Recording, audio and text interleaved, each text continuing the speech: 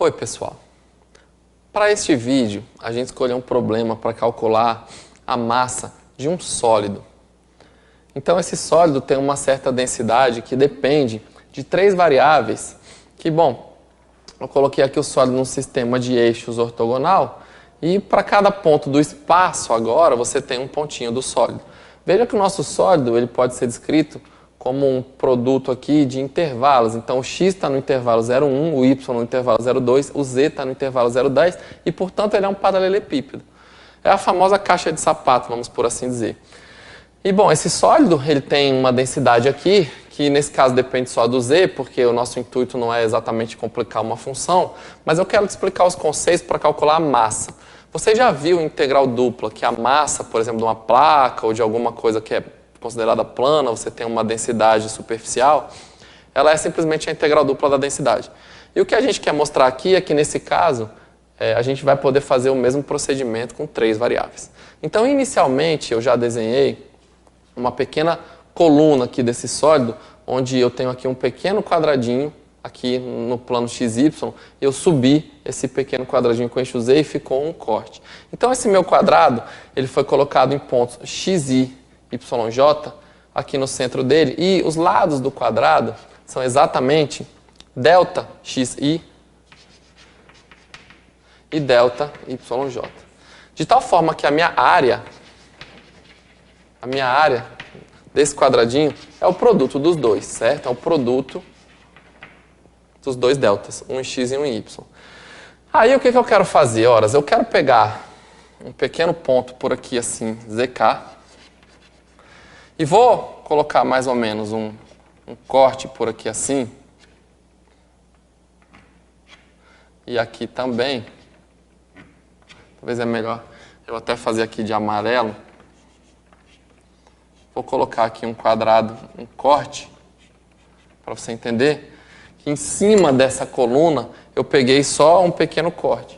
E a essa altura aqui, eu vou falar que ela tem um valor ΔZ. Então, o meu volume de um pequeno paralelepípedo lá no meio, o meu volume, ele é exatamente a área vezes a altura. Então, ele é ΔZK, que é a minha altura, vezes essa área, que é ΔXI, ΔYJ. Agora, como esse volume é muito pequeno, eu quero pegar, então, a função densidade aqui no centro, que é onde estão esses pontos XI, YJ e ZK, eu vou pegar essa densidade, como o volume é bem pequenininho, eu vou supor que ela não varia muito. E aí eu vou dizer o quê? A massa desse pequeno paralelepípedo de dimensões ΔXI, ΔYJ e ΔZK, ela é igual a esse volume vezes a densidade aqui no meio, aproximadamente. Então, a minha massa, eu quero fazer que ela é aproximadamente a densidade nesse número, multiplicada pelo volume do paralelepípedo. E eu vou escrever isso daqui para cá. Então, nesse caso, a minha massa de um pequeno cubinho, eu vou escrever a massa IJK, ela vai ser aproximadamente, veja, a massa IJK é a massa de um paralelepípedo que está centrado no ponto XY, JZK e tem essas dimensões. Ela é aproximadamente a minha densidade XI, YJ, ZK, vezes o volume do cubo, que é a altura vezes a área. Ok? A massa é só de um cubinho. Agora, se eu quero saber a massa da coluna toda, claro que eu posso somar esse negócio aí, esses cubos todos, eu vou somar em K, porque eu estou somando no eixo Z. Então, a massa de uma coluna toda, que está centrada no ponto IJ, XI e YJ lá embaixo, claro que ela é aproximadamente igual à soma dessas massas todas.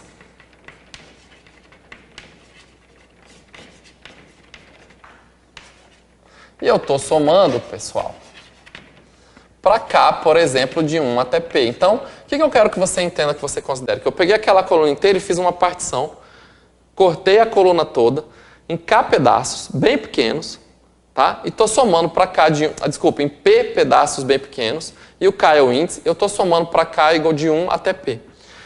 Então lá eu fatiei no eixo Z. Então uma partição no meu eixo Z induz naquela coluna uma partição também. E aí estou somando tudo. E é claro, bom, a massa dessa coluna vai ficar melhor, vai ficar uma aproximação melhor se a gente tomar o limite quando o P tende para infinito. Porque você sabe, isso daqui é uma soma de Riemann, né? Quando você toma o limite, eu vou somar um limite aqui quando o P tende para infinito. E se você estudou bem o cálculo em uma variável, pelo menos isso daqui, você tem que saber que é uma integral em Z, certo? Uma integral em uma variável. Então a sua massa, nesse caso vai ficar, essa aproximação aqui vai ficar a integral de 0 até 10, porque meu Z varia de 0 a 10, de delta xi yj, o centro do meu quadrado. Aqui agora eu já vou colocar o Z, dz, tudo isso daqui multiplicado pela área, delta xi e delta yj. Então, basicamente, essa é a massa de uma coluna, certo? Mas aqui você tem a área da coluna, então, nada mais justo do que você agora fazer todas as colunas na área toda, certo? E como você, bom, se você particionar no seu intervalo x, no seu intervalo em x, no seu eixo x, de 0 até n, certo? No seu eixo y, de 0 até m, você vai ter que a sua massa total, ela é simplesmente a soma para i de 1 até n, para j de 1 até m, disso tudo aqui, vezes um delta x e um delta yj. E o que eu quero? Eu quero resolver essa integral antes, separada, porque daí você vai colocar esse resultado aqui. Tudo bem? Então, a massa toda vai ser aproximadamente isso daqui. Desculpa, é uma aproximação ainda. Mas antes da gente terminar essa aproximação, vamos calcular essa integral aqui para a gente colocar. Então, veja que essa integral, a integral de 0 até 10 da função densidade, a função densidade não depende de x e y. Ela é 10 menos e dz. E essa integral é muito simples de ser feita, né? Ela é 10e menos e ao quadrado sobre 2, aplicados de 0 até 10. Ou seja, ela é 100 menos 100 sobre 2, que dá 50. Então, é uma integral muito simples, eu fiz bem rapidinho, você consegue checar rapidamente isso também. Então, aqui, essa integral vai dar exatamente 50. 50 vezes a área. Então, quando você somar para todas as áreas, poxa, vai ficar super... Bom, vai ficar, no caso, a massa do sólido inteiro. E é claro que aqui você também quer tomar os limites, porque você já viu a integral dupla, enfim, já viu a integral no domínio xy. A sua massa vai deixar de ser uma aproximação quando você tomar o limite com n e m tendendo para mais infinito. E quando você toma esse limite, esse somatório duplo com esses Δx, Δy, aqui dentro tem uma função que nesse caso é constante, não é o nosso ponto complicar a função, isso vai dar uma integral dupla. Então daqui eu vou passar para cá, ó.